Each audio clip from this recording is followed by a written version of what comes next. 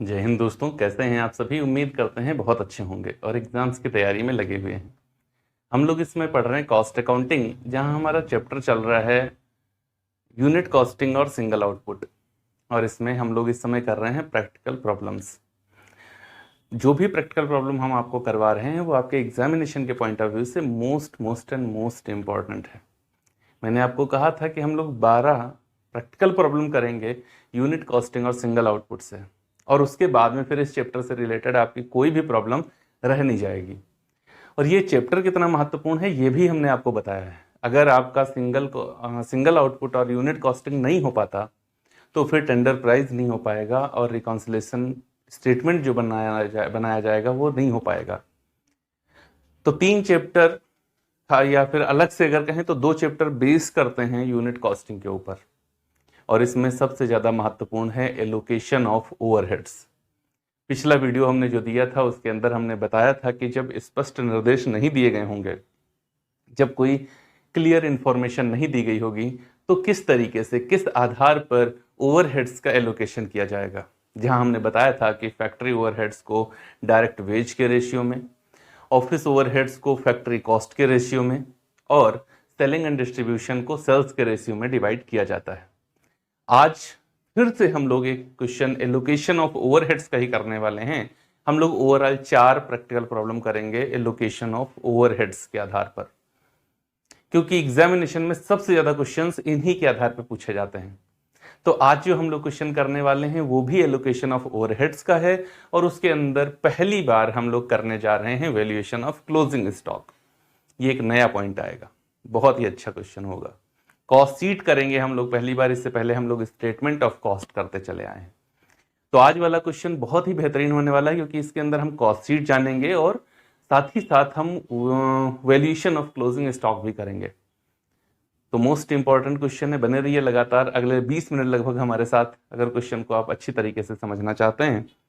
और उसके बाद क्वेश्चन आपको समझ में आएगा, ये हमारा यकीन ही नहीं पूर्ण विश्वास है। हाँ, मैं आपको कहता हूं कि वीडियोस के व्यूज पे मत जाना। अगर ये मत देखना कि इसमें व्यू कम है तो समझ में नहीं आएगा। आप रुकिए अंत तक, कंटेंट आपको इतना बेहतरीन तरीके से डिलीवर होगा, अपने आप चीज़ें डाइजेस्ट हो जाएंगी कि फिर आगे आप भूलेंगे नहीं। तो चलिए स्टार्ट करते हैं। क्वेश्चन का पीडीएफ आपको हमारे टेलीग्राम चैनल कॉमर्स विद वेद शिरा पे मिल जाएगा, और स्क्रीन पर क्वेश्चन आपको दिख रहा होगा। क्वेश्चन है, a manufacturer makes 2 kinds of electric pumps XA and XB. The following particulars related to these pumps for the year ending 31st March 2010. Pumps manufactured 25,000 and 12,000. Direct cost, materials, wage, power, fuel, etc. Other cost, factory supervision, packing and other expenses, management expenses. You are required to prepare a statement showing the cost of each kind of pumps when ready for dispatch, taking the following into consideration. Factory supervision is to be charged in proportion to direct costs. Packing expenses are to be appropriate in the ratio that direct cost plus factory supervision cost X bear to similar cost of XB. Management expenses are to be charged in proportion to the pumps manufactured. Okay, तो ये question हम लोग को करना है। देखो, इसके अंदर जितने पंप बनाए गए थे सब बेच दिए गए हैं, या कुछ नहीं लिखा गया कि कुछ इसमें से कम बेचे गए, तो क्लोजिंग स्टॉक तो नहीं आएगा। क्लोजिंग स्टॉक की कंडीशन तभी होती है जब मैन्युफैक्चरिंग ज्यादा करी गई हो और सेल कम करी गई हो। तो इसके अंदर तो सेल की बात नहीं करी गई, इसलिए वो नहीं है। लेकिन हम लोग एक कॉस्ट शीट बनाएंगे, तो हम लोग देखेंगे इसमें cost sheet for the period ended 1000 pump produce किए गए और XB में 12,000। ये आउटपुट है। ये क्या है? ये आउटपुट है। तो पावर फ्यूल तो पार्ट होता है फैक्ट्री का, लेकिन जब कुछ ना कहे, ये अगर कह रहा है डायरेक्ट है तो डायरेक्ट है, हम इसको चेंज नहीं करेंगे। ये बात दिमाग में बिठा के रखना। ऐसा ना हो एग्जाम में आप क्या देखें कि अच्छा पावर फ्यूल ये तो फैक्ट्री का पार्ट होता है, फैक्ट्री में लेके चले जाएं। फैक्ट्री का पार्ट तब है जब कहा जाए कि ये कुछ ना कहा जाए तो फैक्ट्री का, अगर कह दिया जाए तो जिसको डायरेक्ट कह दिया जाएगा वो डायरेक्ट है। तो पहले तो ये तीनों एक्सपेंस जो दिए गए हैं इनको जोड़ ही लो, मटेरियल, वेज और पावर फ्यूल। मटेरियल्स है 31,400 और 26,500।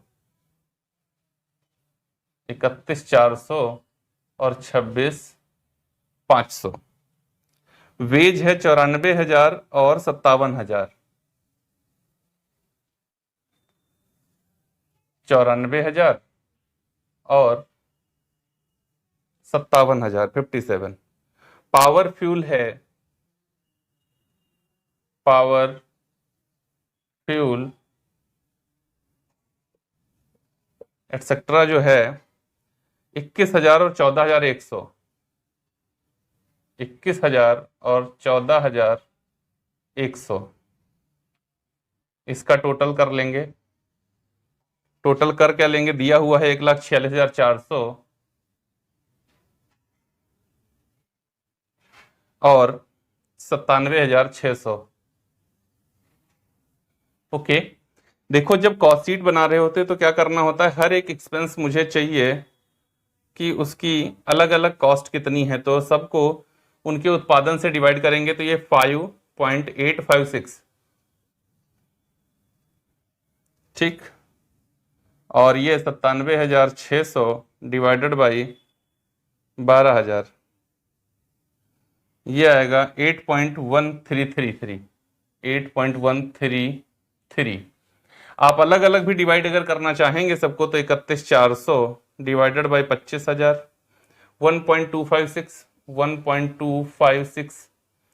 फिर 94,000 को डिवाइड कर देंगे 25,000 से, 3.76, 3.76। उसके बाद 21,000 को डिवाइड कर देंगे 25,000 से, 0.8484। अब जोड़ लीजिए आप, यही आ रहा है बिल्कुल एकदम 5856। उधर क्या करेंगे, सबको 26,500 डिवाइडेड बाई 12,000, 2.208। फिर 57,000 divided by 12,000, 4.750।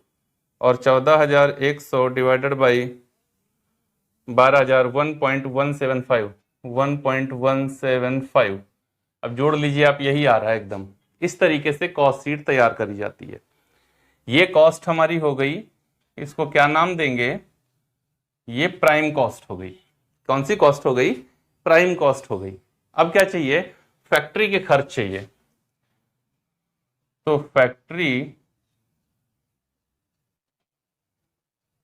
Overheads, factory overheads actually हमको क्वेश्चन के अंदर दिया हुआ है, ऐसा नहीं कि नहीं दिया हुआ है।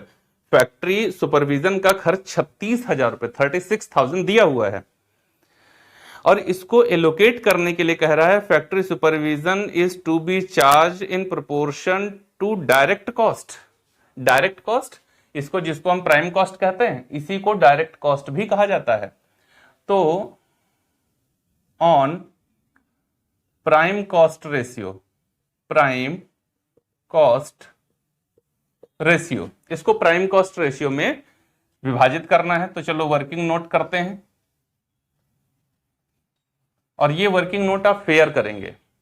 Number 1, prime cost ratio, prime cost ratio X A X B, 1,46,400 और 97,600। इसको इजी करो, 2 जीरो काट दो। अब 8 से डिवाइड कर लो। 8 से डिवाइड करोगे क्या आएगा, 8 × 8, बचेगा यहां पर कितना, 6, 66 हो जाएगा, 8 × 8 = 64, बचेगा 2 हो जाएगा 24, 8 × 3 = 24। इधर 8 × 8 बचेगा 1, 17 हो जाएगा, 8 दूनी 16, फिर 1, 8 दूनी 16, 183 अनुपात 122। 183/122। अब देखो ये इजी हो जाएगा कि नहीं, होगा या नहीं। 183 माइनस 122 कितना बचेगा, 183 माइनस 122 61। 61 से इसको डिवाइड करके देखो कितना होगा, 61 61 गुणे 3 बराबर 183 और 61 गुणे 2 122 है कि नहीं। एक बार करके देखता हूं जरा, 61 से मुझे लगता हो जाएगा, 61 गुणे 3 करूं 183 और 61 गुणे 2 करूं तो 122। हाँ ये 61 से हो रहा है। 61 से इसको हम अगर काटेंगे तो ये 3 और 61 से इसको काट देंगे तो 2। क्या आ गया, 3:2। तो हम फैक्ट्री का जो खर्च था, फैक्ट्री ओवरहेड्स जो 36,000 थे, उनको कैसे डिवाइड कर रहे हैं, 3:2 में कर रहे हैं, 3:2 में कर रहे हैं। तो एक्स ए में 36,000 गुणे 2/5 और एक्स बी में 36,000 गुणे 2/5 ऐसे कर देंगे। तो ये कितना आ जाएगा, देखो 36,000 डिवाइडेड बाई 5 7200 और इसको गुणा कर दो, इधर 3 है ना, 2 का लिखा है, 3 गुणे 3 तो 21,600 और गुणे 2 तो 14,400। ये हो गया। अब इधर आ जाओ, 21,600 डिवाइडेड बाई 25,000 तो ये 0.864 और इधर 14,400 डिवाइडेड बाई 12,000 तो 1.2। ओके, अब इसका टोटल कर लो। तो यहां पर 6 4 10 और यहां 6 1 7 1 8 4 2 6 और 1,68,000। इधर 6 4 10 7 4 11 1 12 9 1 10 10 1 11 1,12,000। इधर टोटल कर लो, 3 3 3 8 1 9 9.3333। इसका टोटल कर लो, 6 4 10 6 5 11 1 12 8 8 16 1 17 5 1 6। ये कौन सी कॉस्ट हो गई, फैक्ट्री कॉस्ट। समझ में आ रहा है, चीजें समझ में आ रही हैं। नहीं अगर लग रहा हो ना थोड़ा स्पीड बढ़ जाती है मेरी क्वेश्चन करते हुए, तो अगर आपको लगता है कि स्पीड बढ़ जाती है तो कमेंट बॉक्स में आप बता सकते हैं इस चीज को, या कुछ भी आपको लगता है ना कि कोई चीज कुछ कमी लगती है, आप बता सकते हैं कमेंट बॉक्स में। अब बात आती है ऑफिस ओवरहेड्स की। ऑफिस ओवरहेड्स, ऑफिस ओवरहेड्स को एलोकेट करने के लिए कहा जा रहा है management expenses are to be charged in proportion to the pumps manufactured. Okay, जो पंप मैन्युफैक्चरिंग की गई है उसके रेशियो में इसको डिवाइड करेंगे। तो नंबर 2 जो है ऑफिस का खर्च, office overheads on pumps manufacturing ratio. तो एक्स ए बनाए गए 25,000 और एक्स बी बनाए गए 12,000। ये 3 3 0 क्रॉस हो गए, इजी ये हो नहीं पाएगा, तो 25:12 में इसको विभाजित करेंगे। इसका खर्च कितना है, 14,400। तो एक्स ए में 44,400 गुणे 25 डिवाइडेड बाई 37 और एक्स बी में 44,400 गुणे 12 डिवाइडेड बाई 37। 25 और 10 35 2 37। चलो इसको करके देखते हैं कितना आएगा। तो 44,400 डिवाइडेड बाई 37 ये आएगा 1200 और इसको गुणा कर देते हैं 25 से तो ये आ जाएगा 30,000। और अगर हम इसको 12 से करते हैं तो 14,400। ओके, जोड़ लो 14,400 44,400 हो गया। अब 30,000 को क्या करते हैं, इसकी पर यूनिट कॉस्ट भी तो चाहिए, तो 25,000 से इसको डिवाइड करते हैं 1.2 और इधर 14,400 को डिवाइड करते हैं डिवाइडेड बाय 12,000 1.2। चलो इसको जोड़ लो तो ये 8, 6 3 9, 1,98,000, 0 2 7 2 9, 6 1 7, इधर 4 2 6, 1 1 2 और 1,26,400, इधर 3 3 5 9 1 10। ओके, ये क्या आ गया? ये आ गया cost of production, cost of production आ गया। अब कॉस्ट ऑफ प्रोडक्शन के बाद कौन सा खर्च होता है? सेलिंग एंड डिस्ट्रीब्यूशन होता है। तो सेलिंग एंड डिस्ट्रीब्यूशन ओवरहेड्स, इसको क्या कह रहा है कि कैसे डिवाइड करो? इसको डिवाइड करने के लिए कह रहा है packing expense. Packing expense is the part of selling and distribution. Packing expenses are to be appropriate in the ratio that direct cost plus factory supervision cost of X bear to similar cost of B। अब देखो ये क्या सीधा सीधा indirectly क्या कह रहा है? कह रहा है जो डायरेक्ट कॉस्ट है उसमें फैक्ट्री सुपरविजन का खर्च जोड़ दो और जो आया हो टोटल उसके रेशियो में इसको डिवाइड कर दो। तो कुल मिलाकर ये इनडायरेक्टली कह रहा है कि आप फैक्ट्री कॉस्ट रेशियो में इसको डिवाइड कर दो on factory cost ratio.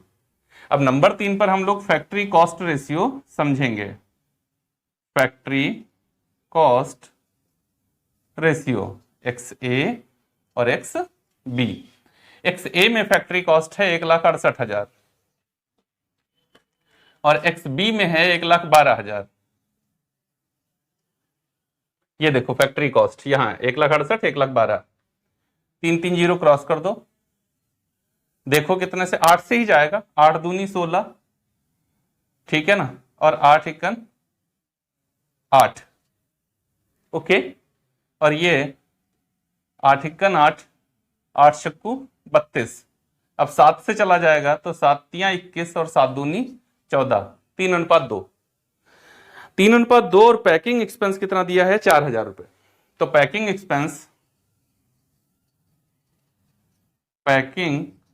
Expense है 4,000। XA में 4,000 गुणे 3/5 और XB में 4,000 गुणे 2/5। तो ये 2,400 और 1,600 आएगा ना, क्योंकि 4,000 को अगर हम भाग कर देंगे 5 से तो आ गया 8 से, तो 8 तियां 24 और ये 8 दूनी 1,600, पूरे 4,000 हो गए। अब 2,400 को डिवाइड कर लेते हैं 25,000 से, तो 0.096 और ऐसे ही डिवाइड कर लेते हैं 1,600 को 12,000 से, तो 0.133। अब इसका टोटल कर लो तो देखो इधर 4, 8 2 10, 9 1 10 और 1 1 2, 2,04,000। इधर देखें तो 6 9 2 11, 9 1 10, 7 1 8, इधर 0 0 6 4 10, 6 4 10, फिर 6 1 7 1 8, 2 और ये 1,28,000।